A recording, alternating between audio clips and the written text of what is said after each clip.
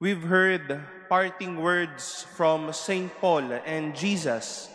Well, from Jesus, we've heard at least the beginning words of his priestly prayer in today's readings.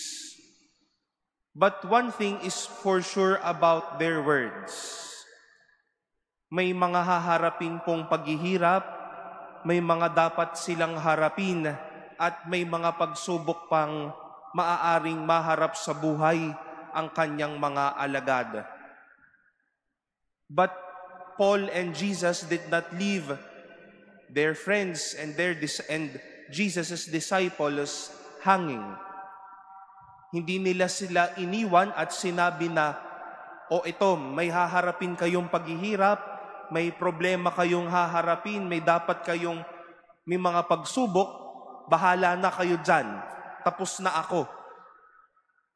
But they gave an assurance to them that while hardships may be true for them, God's grace will be there to save and comfort them.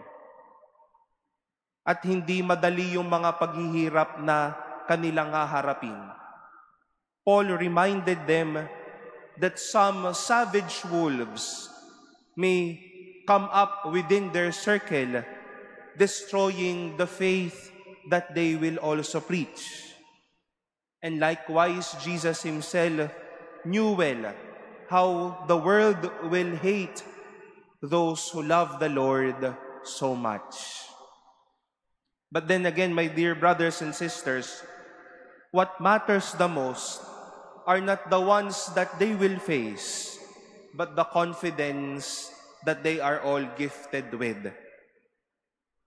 Baliwala ang haharapin dahil mayroong lakas na dinadala sa sarili. And that confidence and strength are none other than the grace of God given to them.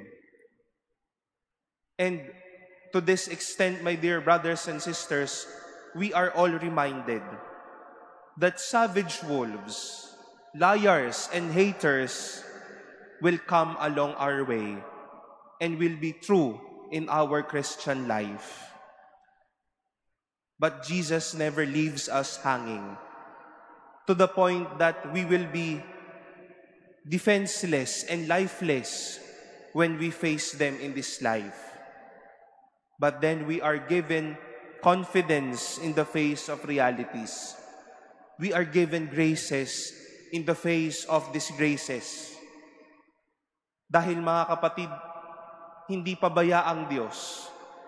Hindi niya tayo iiwang walang panlaban sa mga madaming mapanlaban.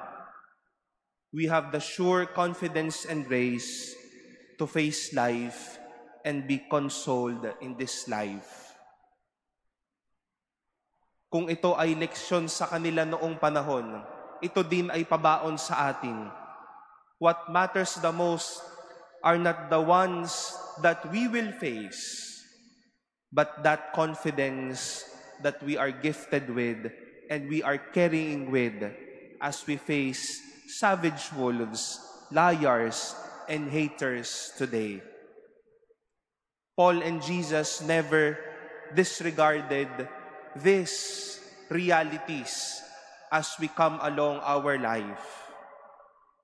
But those won't have any powers with confidence that God is giving us, with the faith that we are strengthened with, the hope that we all have in God, and the love of God that will assure us and will bless us in this life.